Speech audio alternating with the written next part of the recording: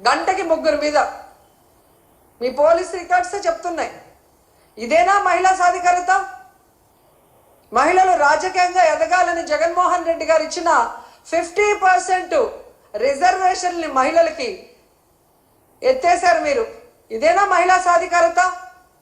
మహిళల రక్షణ కోసం దిశ యాప్, దిశ పోలీస్ స్టేషన్లు, మహిళా పోలీసుల్ని తీసుకొస్తే వాటిని మీరు ఎత్తేసి ఈరోజు దీన్నే మహిళా సాధికారత అంటారని అడుగుతున్నాను.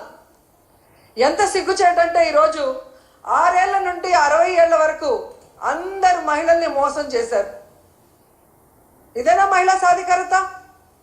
దాదాపుగా 50,000 పైగా బెల్ట్ షాపులు పెట్టి ఈరోజు ఆడవాళ్ల పసుపు కుంకాలతో చెలగాటమాడుతున్నావు చంద్రబాబు నాయుడు.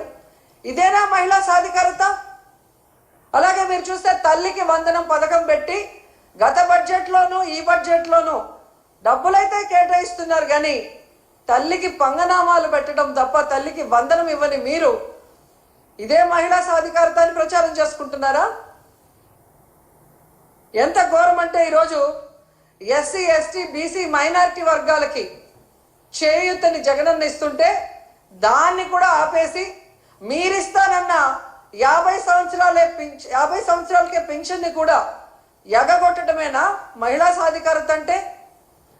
ఎంత బాధాకరం అంటే ఈరోజు వాలంటీర్లో సగానికి పైగా మహిళలు, 1,70,000 మందికి ఈరోజు మీరు 10,000 ఇస్తామని చెప్పి ఆశ చూపించి వాళ్ళని నడి రోడ్డులో తోసేయటమేనా మహిళా సాధికారత అంటే?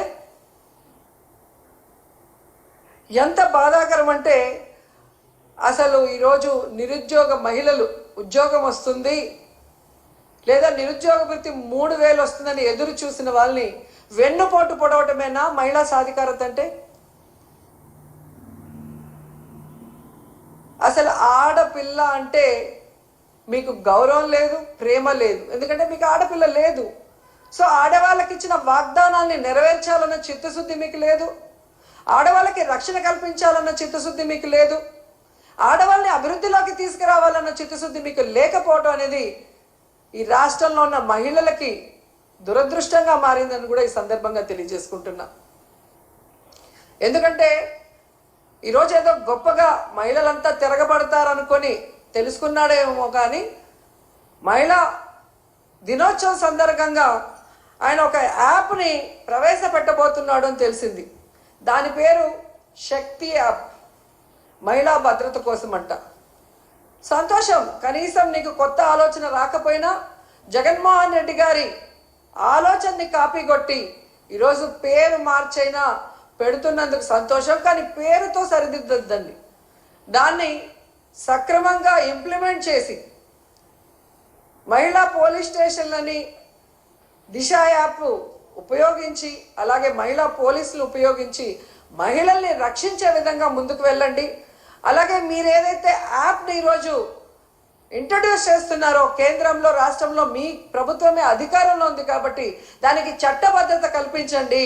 అప్పుడే మహిళలకి పరిపూర్ణమైన భద్రత కలుగుతుందని కూడా చంద్రబాబు నాయుడికి సూచిస్తున్నాం. ఎందుకంటే ఈరోజు మీరు చూస్తే ఇంతవరకు జరిగిన ఏ క్యాబినెట్లో కూడా చంద్రబాబు నాయుడు గారు లేదా ఆయన యొక్క క్యాబినెట్ మహిళా భద్రత గురించి ఏ రోజు కూడా చర్చించలేదు. కానీ వ్యాపారులకి, మద్యం వ్యాపారులకి కమిషన్ పెంచడానికి వాళ్ళు క్యాబినెట్లో డిస్కస్ చేశారు అంటే ఎంత సిగ్గుచేటో ఒకసారి ఆలోచించండి.